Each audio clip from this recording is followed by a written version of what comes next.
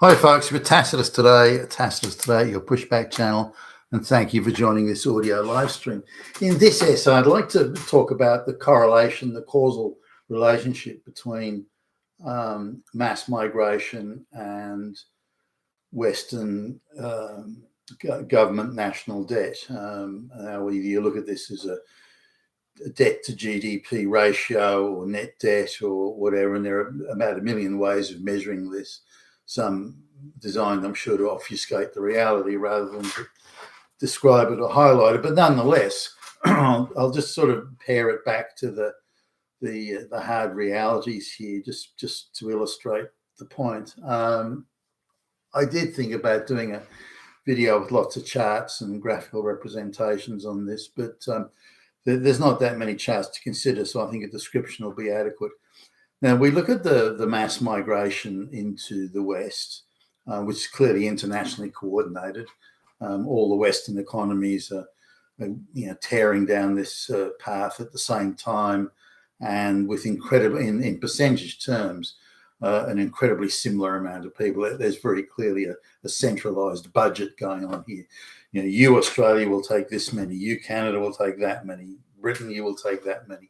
So clearly there's a centrally coordinated number here. I mean, it's impossible to be numerically that consistent by accident. So, but if we look at the mass migration and you plot on one chart or charts together, one chart the mass migration and on the other chart the increase in government debt, and private debt you can include in that, but nonetheless government debt we'll focus on for the moment. Now, as mass migration increased, then the amount of government debt, whether you look at it a ratio of GDP or just net debt, it increased at a corresponding pace. So it seems inconceivable there isn't a very close and strong relationship there. Now, to anybody who knows even a tiny little bit about what's going on in the Western world today and the mass migration that's being forced upon us without our consent, we can see that the majority of about 95% plus of the mass migrants are a burden to the welfare system. They come along and they come into the West with mostly illiterate, no skills, no education. Many of them have even only had a couple of years of primary school education. So they're pretty much useless in any, to an advanced economy. If you're living in some rural village in some third world country in the middle of nowhere, then maybe they can add benefit there. But to add value to an advanced economy, Western economy, with the social organization of the West and so on, it's very difficult for these people to contribute to anything meaningful unless it's they're only getting employed or only doing anything at all under the table in the black economy. Therefore, it's not generating tax revenue, or they're drug dealing and this sort of thing, but they're not producing any tangible benefit, or they're existing for, again, under the table type wages in a artificial economy propped up by slave labor wages. So again, this is a decline in productivity and moves resources into unproductive businesses that can only exist on slave labor wages by third world peasants being imported into the West. Or they're being brought, say, a lot of people from India, the government is creating and inventing jobs for them so that Indians can walk straight into employment, even though they wouldn't be able to get this employment without these artificial jobs being created, which in turn is a cost that the government has to meet through tax revenue. And given that the government's revenue can't meet the cost of running the country, then this increases the debt and on it goes. I mean, this is a simplified version of it, but so mass migration, because it has a huge drag on the welfare system, people going to hospitals and doctors. I've seen this going into say any hospital. It's even within the range of the outer suburbs of, say, Sydney. You can wait 5, 6, 7 hours to see the doctor because there's so many people there who don't speak English, who need interpreters. Interpreters have to be arranged, this sort of thing. Now, we were assured, of course, by the government, only people that speak excellent English are going to be allowed to come in. But of course, that was nonsense. That was an absolute, a flagrant and grotesque untruth. The vast majority of people that come into Australia as immigrants speak little or no English, and even after being in the country for 20, 25 years, still speak little or no English, but have been drawing government welfare benefits during that time. And whether you look at the welfare benefit as being some handout for food or an emergency accommodation or this or that, or attending the hospitals for free, getting medical care for free, on public transport, using public transport for free, and all this sort of stuff. It's all a cost. And if you have you come and you've got, say, a handicapped relative or child or something, and you come to Australia, then all the benefits of the motorised wheelchair and on it goes, of the free stuff that gets handed out. All this is paid for out of the tax revenue pool.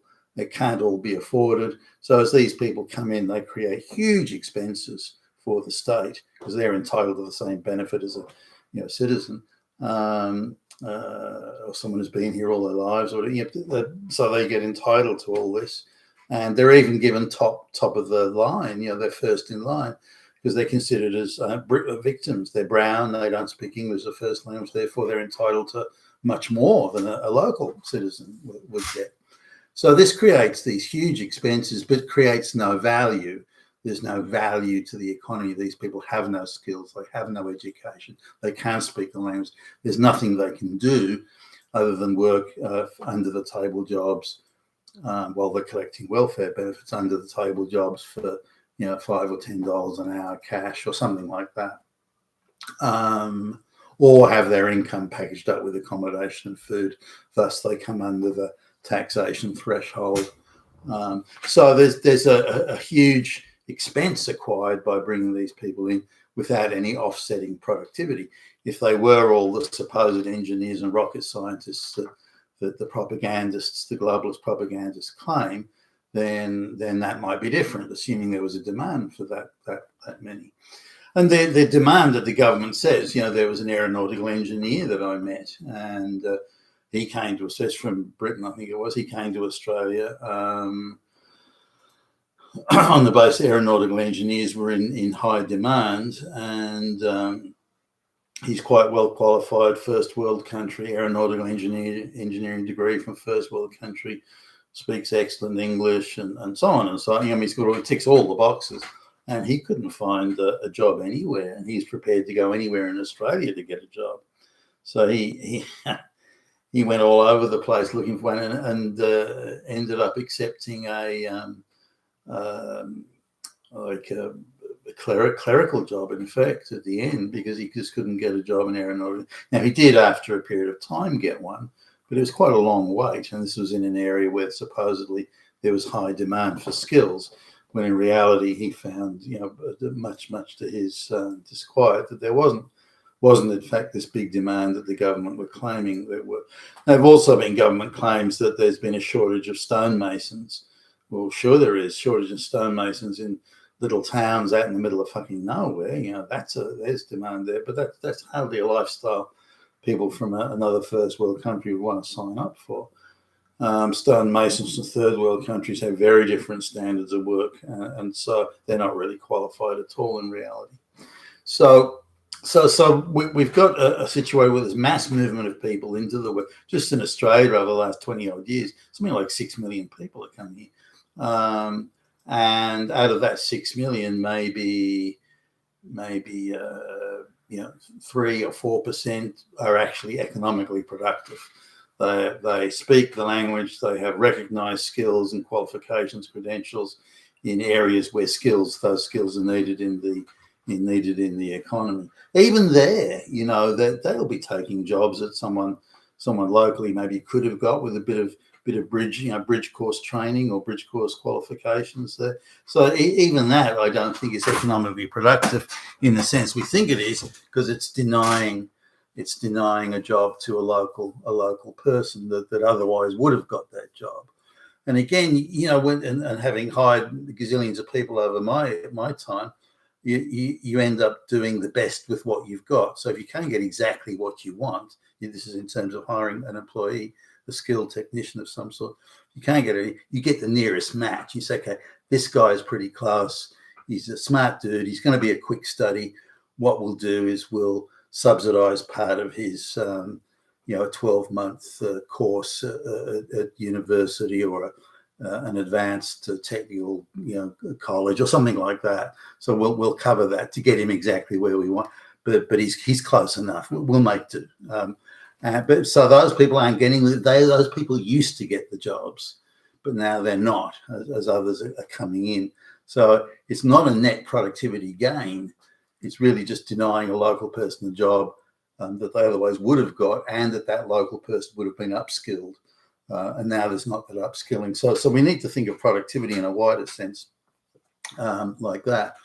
Now, looking at government debt increase, mass migration increases, there's a tight, close correlation between government debt increasing. So it shows that it clearly demonstrates, there's not a matter for debate here, it clearly demonstrates that mass migration contributes hugely to Western countries' debt levels. These people are just not productive. A small proportion are.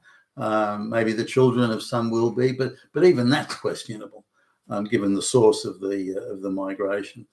And again, jobs being created for these people, as the government does for Indians, then that too is creating debt without an offset of higher productivity.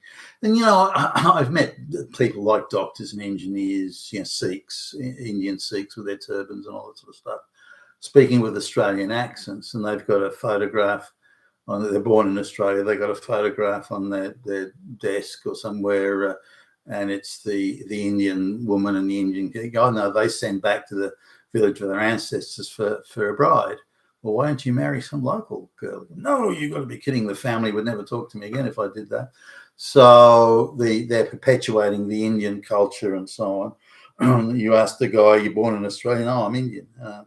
Now, it doesn't mean that some of these people aren't bright, capable people. In the overall scheme of things, and just the mathematical, possibilities and balance of probabilities, there's going to be some bright people. Maybe that Indian doctor was a bright guy. General practitioner doctor was a bright guy. Seemed to be on the surface, and I think he actually was in his case. But the bottom line is that because of affirmative action and DEI, there's a heavy emphasis on getting as many brown people qualified and giving them medical degrees as possible. So that there is no way that these people are being subject to the same rigor as a white doctor would be, a straight white male doctor would be. They're giving out a lot of affirmative action. Now, maybe the guy, instead of getting the required pass mark for the degree, is getting 50% or 51% in the test or something like that.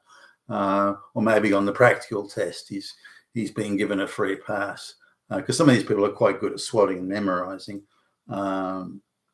Whereas when you do the practical test on them, they fall over and you haven't got a clue what they're doing. This is particularly the case with, say, advanced nursing, where people have a certificate, but when you put the practical test on them, they can't even make first base. So the idea of being is that, given so many affirmative action qualifications and positions are being given out, that again, it's denying a local person a job, but it's also giving a lower productivity outcome for the nation as a whole. And then as this person isn't integrating, they're bringing brides in from the village of their ancestors. That too is then creating a social cost to society in its totality.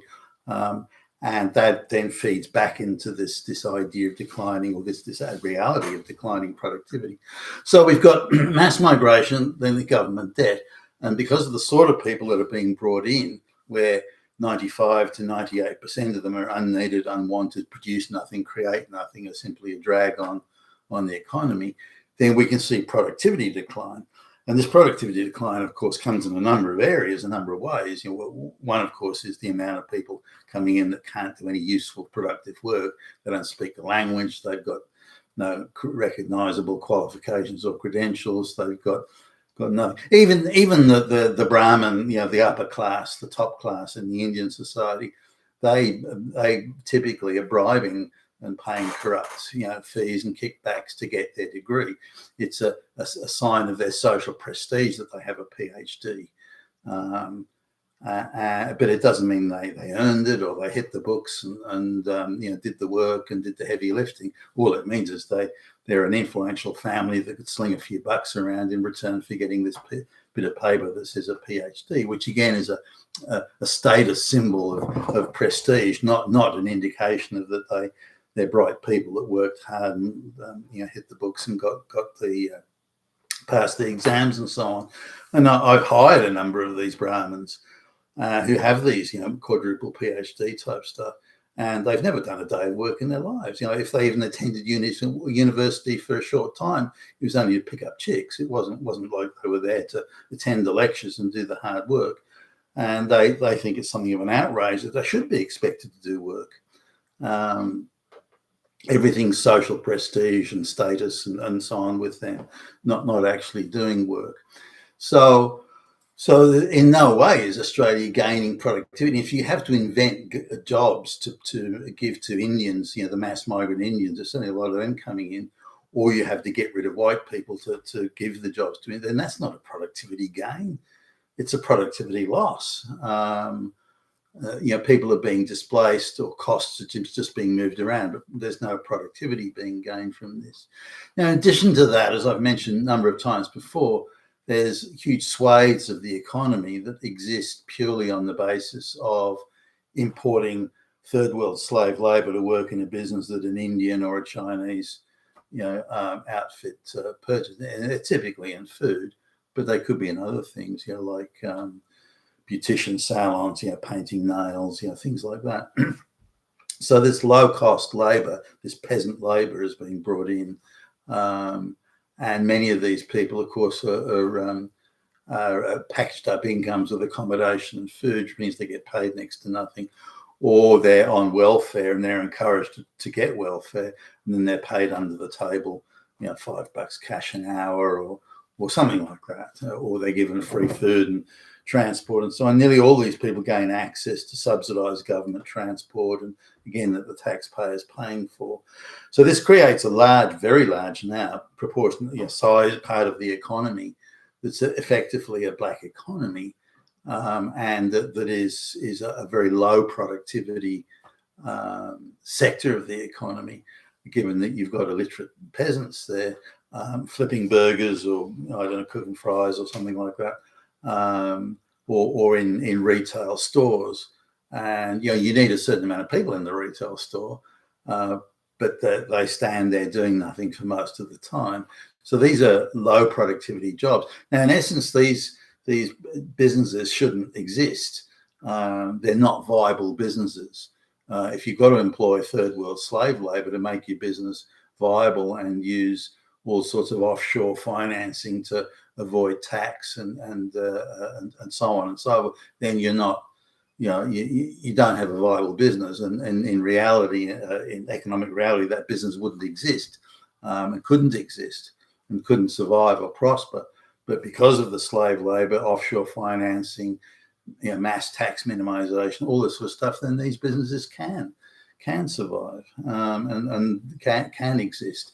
And if you like, as I've done, going into Sydney City, downtown Sydney, where frequently I'm the only white person on the train, and I'm surrounded by all these Asian midgets, all these 4'9" tall, 145 centimeters tall, and with serious health issues, rickets and things like that, and serious back and knee and foot problems. I think they're going to be serious health issues as they get older.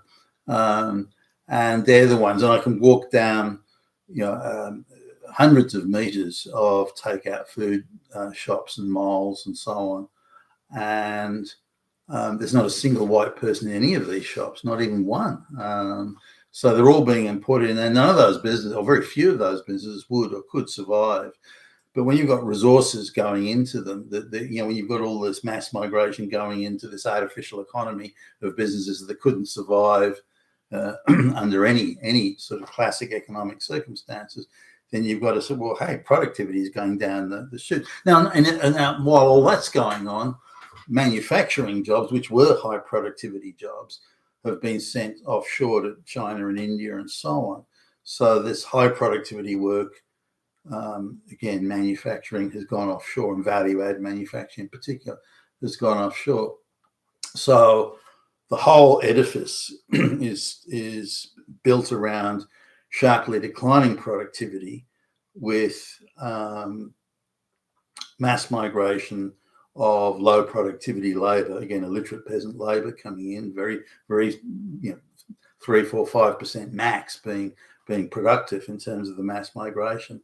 And in turn, the cost of subsidising all this is coming through, the government is paying through this, and therefore is acquiring vast amounts of debt. So this is the relationship between it all. And debt as we've always understood it, where you borrow $1 and you have to pay the dollar back, this sort of thing. Because the Western economies are all acquiring this huge debt, the concept of debt, the dollar borrowed, the dollar paid back, the concept of debt we've lived with for and understood in classical economics for a long time now. I think that whole relationship is changing. I don't think that's going to exist anymore in the way that we have understood it. And so this acquiring of government debt to subsidise mass unproductive activity, which is what's happened and is happening, that relationship is going to be recast in another way. Either we all have to become serfs, feudal serfs, in order to pay that back, or something else needs to move in the equation to make all this madness seemingly sustainable. You've been with Tacitus today, your Pushback channel, and thank you for listening.